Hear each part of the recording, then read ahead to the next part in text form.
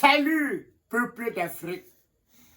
Hey, Congo, Congo, Congo, Congo. Yiki.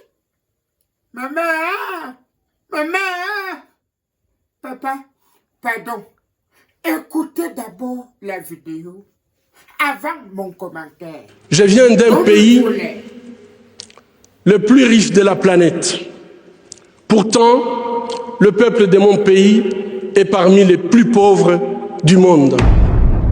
La réalité troublante est que l'abondance de nos ressources naturelles, or, coltan, cobalt et d'autres minéraux stratégiques, alimente la guerre, source de la violence extrême et de la pauvreté abjecte en République démocratique du Congo. Nous aimons tous les belles voitures, les bijoux, les gadgets. J'ai moi-même un smartphone. Ces objets contiennent des minéraux qu'on trouve chez nous, souvent extraits dans des conditions inhumaines par des enfants jeunes. En tant que consommateurs, le moins qu'on puisse faire est d'insister que ces produits soient fabriqués dans le respect de la dignité humaine. Fermer les yeux devant les drames, c'est être complice.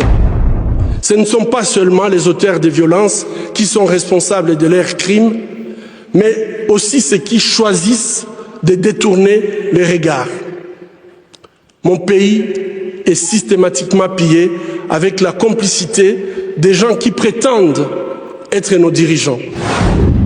Pillés pour leur pouvoir, pillés pour leurs richesses et leur gloire, pillés aux dépens des millions d'hommes, de femmes et d'enfants innocents, abandonnés dans une misère externe, tandis que les bénéfices de nos minéraux finissent sur les comptes opaques d'une oligarchie prédatrice.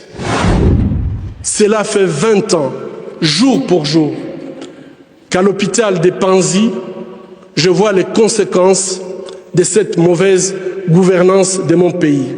Le peuple congolais est humilié, maltraité, massacré depuis plus de 2 décennies au vu et au su de la communauté internationale. Aujourd'hui, grâce aux nouvelles technologies d'information et de la communication, plus personne ne peut dire « je ne savais pas ». Avec ce prix Nobel de la paix, j'appelle le monde à être témoin et je vous exhorte à vous joindre à nous pour mettre fin à cette souffrance qui fait honte à notre humanité commune. Les habitants de mon pays ont désespérément besoin de la paix. Mais comment construire la paix sur des fausses communes? Comment construire la paix sans vérité ni réconciliation? Comment construire la paix sans justice ni réparation? Au moment où je vous parle, un rapport est en train de moisir dans les tiroirs d'un bureau à New York.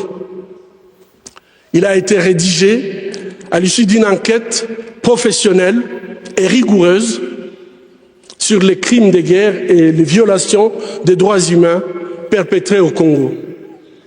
Cette enquête nomme explicitement des victimes, des lieux, des dates, mais élude les auteurs.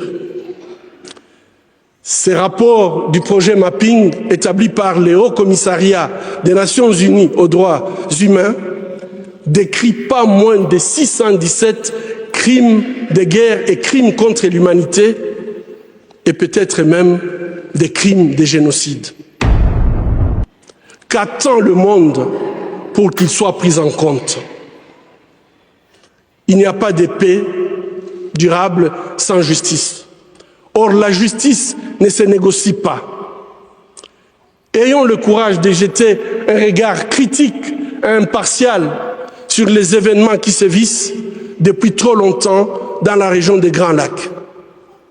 Ayons le courage de révéler le nom des auteurs des crimes contre l'humanité pour tout simplement éviter qu'ils continuent d'endeuiller cette région martyre. Ayons le courage de reconnaître nos erreurs du passé. Ayons le courage de dire la vérité et effectuer le travail de mémoire. Chers compatriotes congolais, ayons le courage de prendre notre destin en main. Construisons la paix.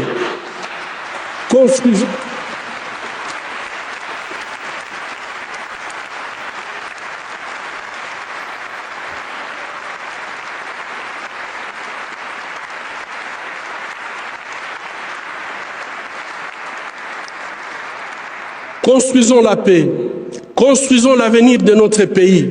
Ensemble, construisons un meilleur avenir pour l'Afrique. Personne ne le fera à notre place. Mesdames et messieurs, amis de la paix, le tableau que je vous ai brossé offre une réalité sinistre. Mais permettez-moi de vous raconter l'histoire de Sarah. Sarah nous a été transférée à l'hôpital de Panzi dans un état critique.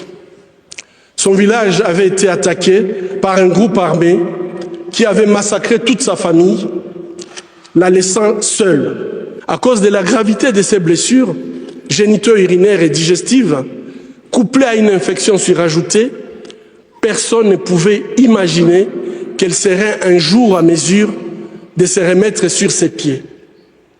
Pourtant, chaque jour qui passait, le désir de continuer à vivre brillait dans ses yeux. Chaque jour qui passait, c'était elle qui encourageait le personnel soignant à ne pas perdre espoir. Chaque jour qui passait, Sarah se battait pour sa survie. Aujourd'hui, Sarah, c'est une belle femme, souriante, forte, charmante. Sarah s'est engagée à aider les personnes ayant vécu une histoire semblable à la sienne.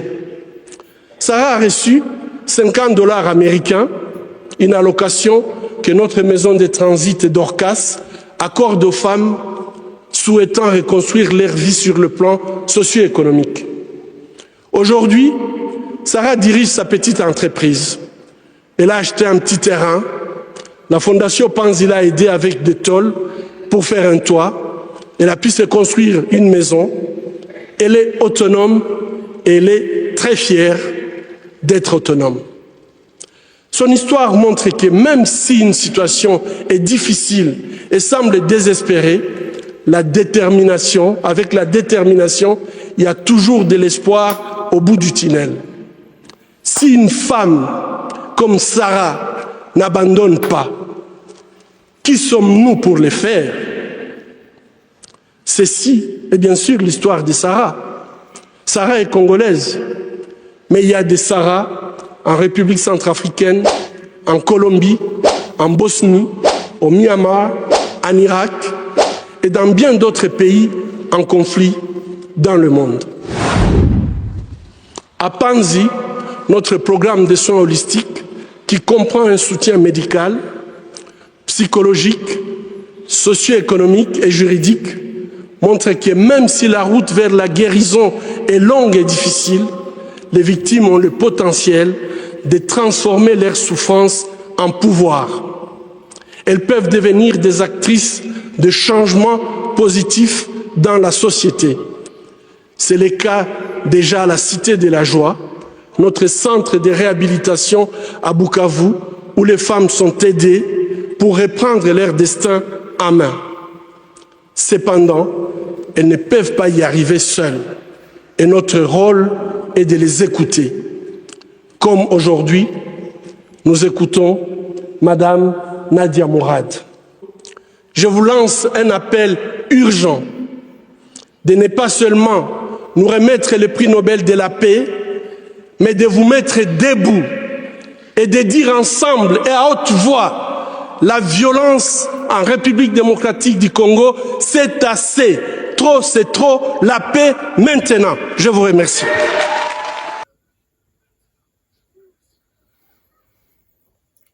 Vraiment, chaque Africain devait être comme Sarah. Chaque Africain doit s'inspirer de Sarah. Chaque Africain doit regarder ce que Sarah a fait. Si tu as regardé toute la vidéo et que tu as suivi l'histoire de Sarah, parce que Sarah a tout fait, Sarah a encouragé les infirmiers, Sarah avait envie de vivre. C'est pour cela, nous, les Africains, nous avons soif de la liberté. Nous avons soif de l'émergence. Au jour d'aujourd'hui, le Congo ne devait pas être le Congo que nous voyons aujourd'hui. Le Congo devait être, bref, l'Eldorado du monde. Parce que tout le monde devait émigrer pour aller au Congo, parce que le Congo a tout ce que le monde veut. Qui parmi nous n'a pas un smartphone? Qui parmi nous ne rêve pas avoir une voiture? Qui parmi nous n'a pas de bijoux? Mes frères et sœurs africains, nous devons réfléchir. Nous devons penser à être un pour défendre nos valeurs africaines, pour que les uns et les autres nous respectent en tant qu'Africains. Dieu nous a donné la terre fertile, bénie de tout. C'est pour cela, je vous demande de vous abonner, de laisser un commentaire, de liker pour encourager le travail. Pour que le lendemain, je revienne avec des choses qui vont nous aider et nous éclaircir. Je vous remercie.